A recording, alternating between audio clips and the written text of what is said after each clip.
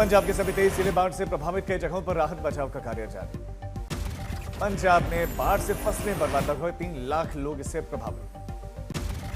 फिरोजपुर में मुख्यमंत्री भगवंत मान ने बाढ़ प्रभावित इलाकों का दौरा किया, बाढ़ पीड़ितों से मुलाकात करके हर संभव मदद का भरोसा दिया। पंजाब में बाढ़ प्रभावित इलाकों में सेना ने संभाला मोर्चा, अब तक 1400 लोगों को रेस्क्यू किया गया। फिरोजपुर में सेना ने गांव को बचाने के लिए 45,000 सैंड बैग से घेरा बनाया, लोगों को सुरक्षित स्थानों पर जाने की सलाह दी गई। दिल्ली एनसीआर में भारी बारिश का अलर्ट जारी, नोएडा गाजियाबाद में स्कूल बंद। दिल्ली में बढ़ा बाढ़ का खतरा, 206 मीटर से ज्यादा, यमुना का इस समय जलस्तर। यमुना का जलस्तर बढ़ने से निचले इलाकों में पानी भरा, राहत बचाव कार्य जारी। दिल्ली में यमुना का जलस्तर बढ़ने से मयूर विहार में बनाया गया राहत शिविर, बाढ़ पीड़ितों को शिविर में किया गया शिफ्ट। प्रशासन ने निचले इलाकों में रहने वाले लोगों से सुरक्षित जगहों पर शिफ्ट होने की अपील की और इलाके में सतर्कता बढ़ाई गई। कांगड़ा में बारिश और घाटी से होकर बहने वाली नदियां उफान पर, घाटी में लगातार बारिश से नदी नाले खतरे के निशान के पार। कांगड़ा में भीषण बारिश और घाटी से होकर बहने वाली नदियों में उफान, पहाड़ों से गिर रहा है सैलाब जैसा मंजर। मनाली में बाढ़ के पानी में फंसा टेम्पो, ट्रैवलर पलटा, लगातार बारिश के कारण पानी बढ़ने से वाहन पलटे हुए दिखाई दिए। डोडा के पास भारी भूस्खलन से NH 244 अवरुद्ध, जम्मू संभाग के कई हिस्सों की तरह डोडा जिले में भी भारी बारिश, चेतावनी जारी। जम्मू रजौरी पुंछ राष्ट्रीय राजमार्ग भूस्खलन, 2 से 3 रिहायशी मकानों में क्षतिग्रस्त होने की खबर। हिमाचल चंबा में भारी बारिश और भूस्खलन से तबाही जारी, रावी नदी उफान पर, चंबा पठानकोट नेशनल हाईवे पर लैंडस्लाइड से यातायात बाधित। रुद्रप्रयाग में बाढ़ के कारण रौद रूप में दिखी अलकनंदा और मंदाकिनी नदी, नदी किनारे बसे इलाकों में लोगों को सुरक्षित स्थानों पर शिफ्ट किया जा रहा है। उधम सिंह नगर में लगातार बारिश से डैम में छोड़ा गया पानी, नदी नालों में आया उफान, सड़कें तालाब में तब्दील। मनाली में लगातार बारिश से व्यास नदी का कहर, कुछ दिन पहले रहा पुल जलमग्न, पानी के तेज बहाव में फंसा टेम्पो ट्रैवलर, रेड अलर्ट जारी। नैनीताल में बारिश ने तोड़े पुराने सारे रिकॉर्ड, जोलीकोट भवाली मार्ग समेत कई मार्ग बंद, जनजीवन प्रभावित। हल्द्वानी में लगातार हो रही भारी बारिश के चलते आम जनजीवन अस्त व्यस्त, कोसी नदी में 2 हाथी बहते हुए नजर आए। दिल्ली में यमुना का जलस्तर बढ़ने से कई इलाकों में पानी घुस गया है और कई एकड़ खेत पानी में डूब गए हैं, खेतों में काम करने वाले लोगों का भी रेस्क्यू किया गया। पश्चिमी दिल्ली में बारिश के चलते कई जगहों पर सड़कों पर गड्ढे, तो कहीं पर गिरे पेड़, कई जगहों पर कार दबने से नुकसान हुआ। नोएडा में लगातार बारिश जारी है और कई इलाकों में पानी भी भर गया, यातायात और जनजीवन पर इसका असर पड़ा है।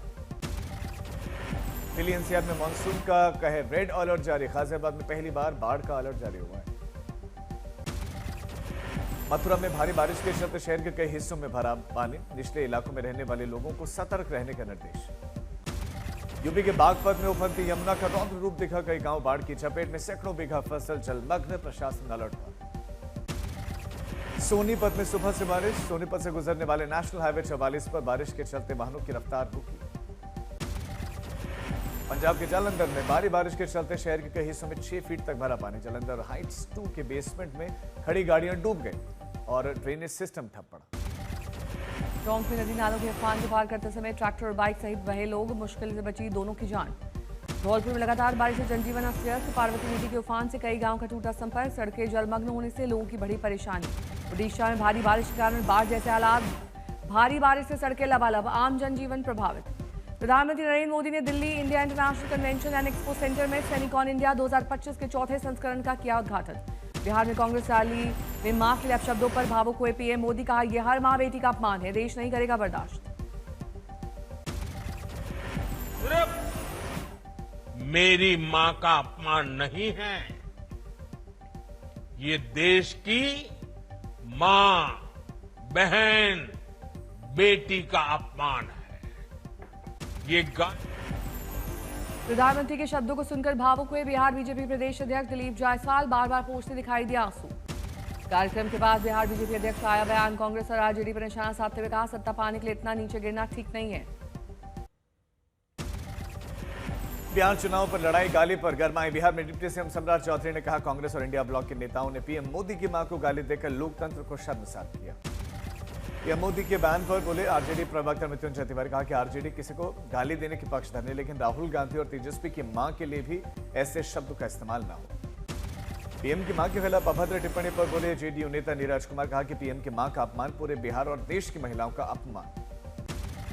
एनडीए ने 4 सितंबर को बिहार बंद का ऐलान किया। पीएम मोदी की मां को गाली देने का विरोध करेंगे। एनडीए के सभी प्रदेशाध्यक्षों ने साझा प्रेस कॉन्फ्रेंस करके किया ऐलान। सुबह 7 बजे से लेकर 12 बजे तक बिहार बंद। बीजेपी की तरफ से महिला मोर्चा को बंद किया कमान मिली।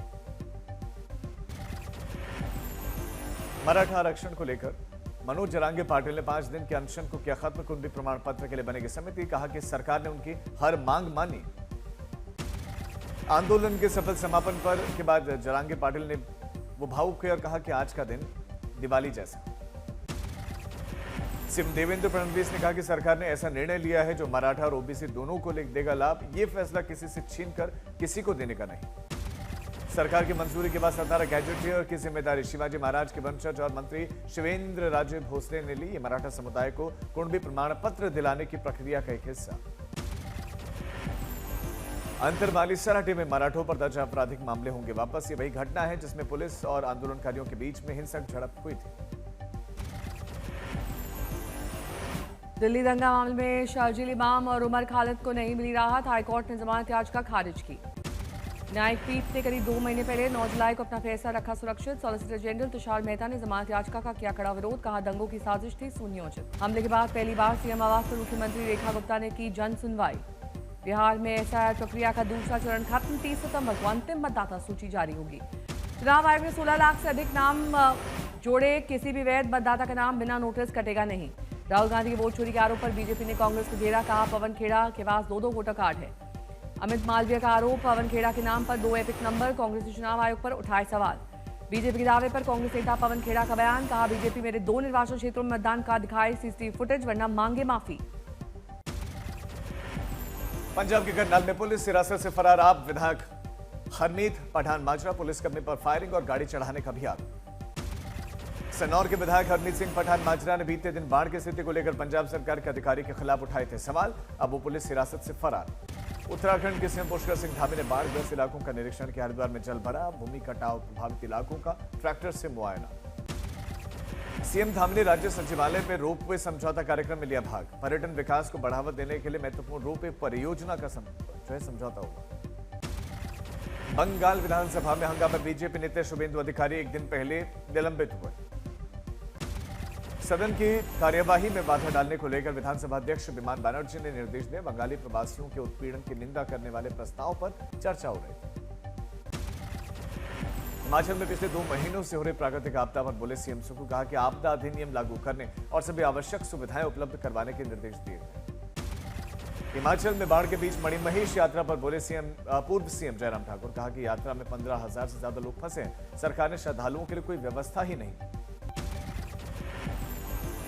जीएसटी काउंसिल की आज से 2 दिवसीय बैठक। दिल्ली में जीएसटी सुधारों को लेकर जीएसटी काउंसिल की बैठक हो रही है।